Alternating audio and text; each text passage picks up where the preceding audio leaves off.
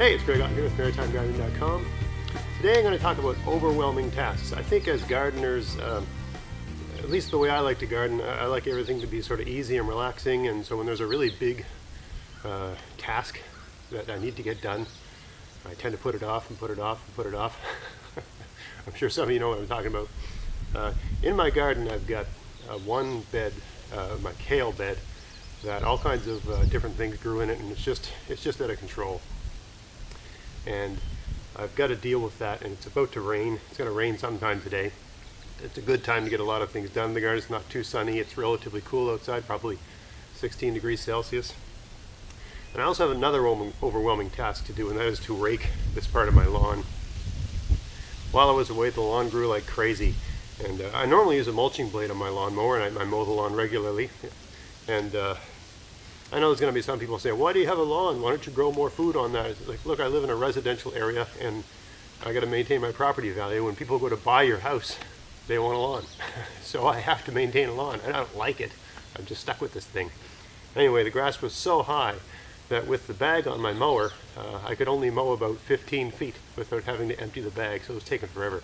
So I just, opened up the side and let her fly. So now I got all this grass to rake up because there's just too much on the lawn here. Another overwhelming task. So it makes sense to me to combine these two things, and that way you can break them up. I think a lot of us were trained, we finish high school and then we go in the workforce, and you work for an employer, especially like me. I put myself through university and basically spent most of my high school years doing manual labor type jobs, and you just do one thing. The boss gives you a shovel and you shovel all day. You do this thing, and when this thing's done, you go on to that thing. And that's productive. If you're organizing labor of people, that makes a lot of sense. But if you're doing your own thing and organizing your own time, especially if you're getting into your 40s, those repetitive tasks can really wear you down and just wear your body out. And it's a lot easier to just break things up. It's also less boring, right? So what I'm going to do here is rake some grass, take it to my garden, do some weeding, and then put the grass clippings where the weeds were to prevent more weeds from coming, to keep the moisture in from this rain that's about to come down, and just combine the tasks and break them up so it's a little more pleasant to do. It's my time, it's my yard. That's an easier way to do it. It's a more pleasant way to do it, and it breaks the task up, and it evens out the strain it puts on your body, right? Which is very important in middle age. So why don't I take you over to my garden and show you what I'm dealing with here. You see here in my garden, most of my beds, like this one here, they're nicely mulched. There's a good 2 to 3 inch of some material. I use all kinds of different things. Hay, leaves, grass clippings, straw, etc., seaweed. So most of my gardens have a nice layer of mulch on them. And there's really no work to do. You plug the seeds in and it grows and takes care of itself, right? This garden's another good example of that. No weeding here at all. And this is just spoiled hay. It's full of weed seeds, but for some reason they haven't germinated. Don't know why, don't want to mess with it. Same with these zucchini over here. Right, there's no weeds here and there's no work to do. I just made a little hole and stuck the seeds in and they grew. But over here, I got an ungodly mess. In March I sowed some kale here. See this nice sort of Russian kale here. But a whole bunch of, I also sowed corn mosh, which I wasn't very impressed with. And I sowed some onions, and a whole bunch of dill came up, and I just let it all happen. And it's just gotten completely out of control, and the kale is really not getting optimal conditions for becoming nice, big, juicy, delicious kale. And we eat a lot of kale in my family, so I need 2 beds of kale to give us all the kale we need all summer long, and enough to freeze a good amount and last us deep into March if I can blanch and freeze it. So I need to get this garden back where it needs to be. I got to deal with this, and that's an overwhelming task because it's not just a matter of pulling things out. You got to do it judiciously, right? You don't want to mess up the plants that are there, and you got to sort of examine everything as you go. So another overwhelming task. So I've already started. You can see I did this area here, and I mulched it right with grass clippings. And then the grass clippings all you need for grass clippings are a great mulch, loaded with nitrogen, and you don't even need as much as a lot of others because it's relatively dense, so it really conserves moisture well, feeds your soil well. And I'm sure there's a million clover seeds in there, but never seems to be too big a deal.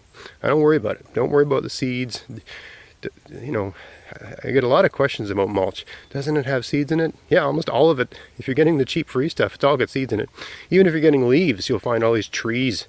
Here in Canada, maple trees scatter their seeds everywhere, and if you throw a bunch of maple tree leaves on a garden, you're going to get maple trees growing in your garden, right? But most of them won't germinate. It's just, I don't know why, but I'm sure there's a good reason. I'll have to look into that someday. But let's say I've got 1,000 clover seeds in this area right here, which is very likely. I might get 2 or 3 clover plants. And because you're mulching and you're not tilling and your soil is always nice and loose and moist, when you do get the odd weed, they just pull out. You just pull the weed out and you lay it on top of the mulch and let it become mulch. That's all I do. So without any further ado, I'm going to get to work here. I'm sure there's some people saying, why are you pulling this out? Why are you pulling that out? You can eat this, you can eat that. Like this plant here, I believe is a self-seeded radicchio. But to tell you the truth, I don't like it.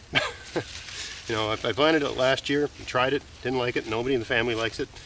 And I'm sure there's something I could do with this, but I got a lot of other things growing here that I like to eat, so I'm not going to waste my time on stuff I don't like to eat when I've got this kind of abundance. And I'm not going to walk up and down my street trying to pawn off radicchio on people. Here I've got some, and while I'm weeding, I'm thinning a bit. So here I've got some onions that were direct seeded, and I seeded them fairly tight. So they're growing too close together. There's one right there. So I'm putting those are food now. I'm going to eat those. The ones that are coming out right now. I really wish I'd direct seeded more onions because they tend to come in well, and I did a video on it last year and I was really impressed with it, but just the way things happen this year and different obligations, that idea got away from me. Not a big deal. This is a great time to do it. It's a bit cool outside, so I'm not getting destroyed by flies and stuff.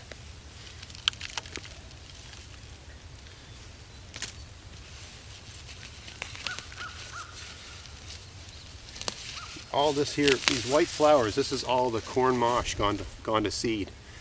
And I'm sure there's people that like it, but I grew it this year and I really wasn't crazy about it as a food. There's other things I like more that I would prefer to have more of.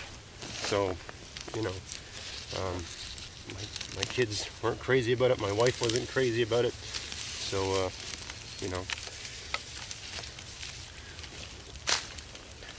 all the stuff I'm pulling out, I'm going to take I'm going to throw it on my lawn and take my lawnmower to it. And turn it into mulch. And I'm sure some of these corn mosh flowers will become corn mosh plants, but if you've been watching my videos, I got a technique to prevent a lot of weeds, and that is you put cardboard down between the rows of your plants, and that really does seem to do a great job to prevent weeds. It really keeps things minimal. So that's an easy way to deal with it. I feel awful pulling all this. The dill smells beautiful, and I love dill. And I know there's people like, why don't you use it for this and why don't you use it for that? I have more dill than I can possibly use. I have a ridiculous amount of dill. It grows wild all over the place here, so I don't really need this dill. I'm growing pickling cucumbers, and they're not going to be of a size that's suitable for pickling for a month or two, and this dill is not going to be any good at that point in time. So there's really no point in, hanging on to all this dill.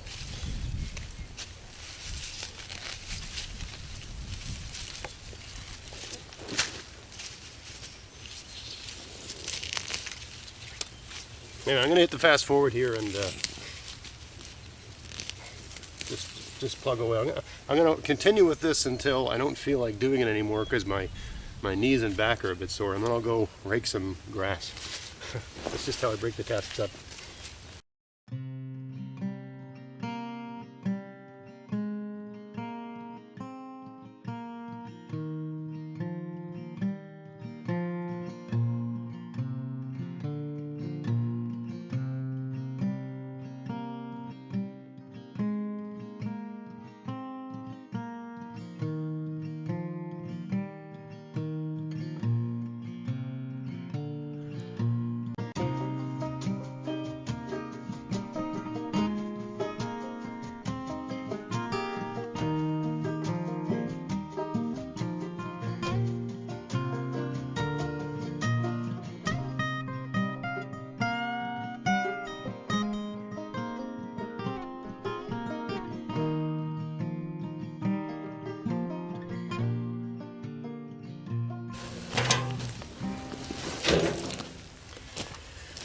The snake that seems to like living underneath my wheelbarrow doesn't seem to be around today, so I guess I get to use the wheelbarrow. You notice while I was weeding, I was snapping leaves off some of my kale plants, if you could see that. And that's just because those were leaves, parts of the kale plant that just weren't really good anymore. They sort of lost their color. The lower leaves on kale start to lose their color after a while if you don't pick them. So after that point, they really don't improve anymore. They just get more tough and they don't taste as good and so on and so forth. So they're really not doing much. They're just really taking away from the plant. So you got to harvest your kale often, snapping off the lower leaves using that cut and coming in technique that I've done videos on. Otherwise you end up just throwing it out. Alright, so here we are back at the garden, and I got a wheelbarrow full of green stuff here.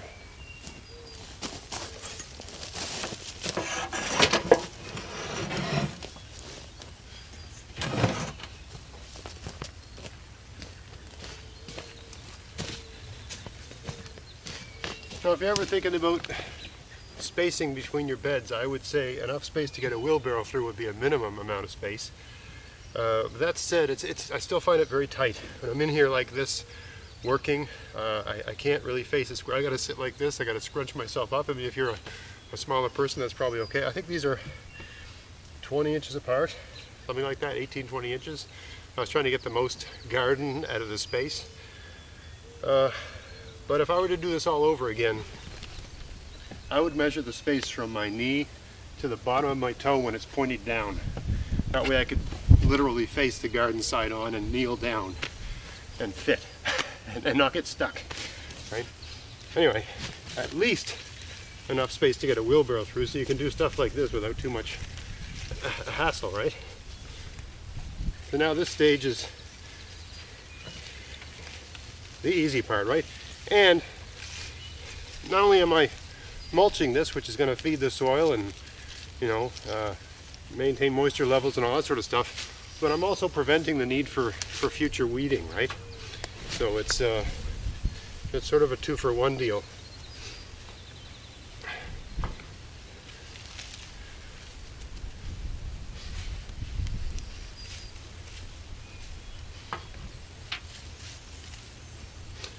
All those weeds that were over there in a pile, I just took them to my lawn and took my lawnmower to them, shredded them up. Smells like an incredible amount of dill here right now. But that's the easiest way to deal with weeds, right? Turn them into mulch. Why waste the resource? And why wait for them to slowly decompose in a compost bin when they can just literally do that and feed your garden at the same time?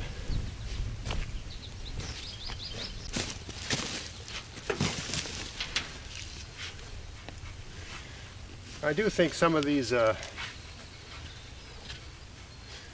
kale need to be repositioned. I planted them a bit close together.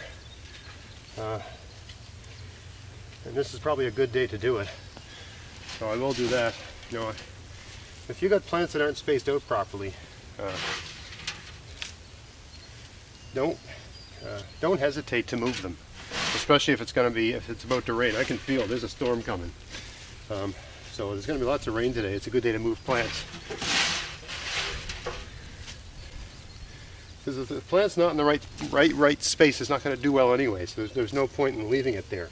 But I got 2 little kale growing side by side here. One of them's got to go, right? Ideally, you don't want your plant's leaves touching too much, because they'll shade each other and you won't get the best growth. For a garden bed this wide, 4 feet, I would say 3 kale plants is, optimal. I tend to have 4 or 5, but 3 is probably optimal. Alright, so that's about the last of it. I moved a few plants around as well since it's going to rain. Some of these were just a bit too close together. I don't like moving plants, and plants don't like being moved. But it's a question of, balancing off the positive with the negative, right? Plants don't like being moved, but if they're sort of underneath other plants, they're too close, they can't get the right amount of nutrients. They're just not going to do well. So they're actually going to do better by being moved, even though being moved upsets them.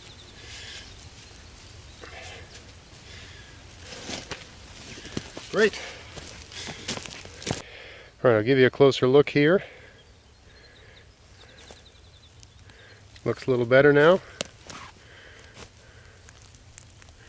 A little more under control. You can see all that's growing here now is kale and onions.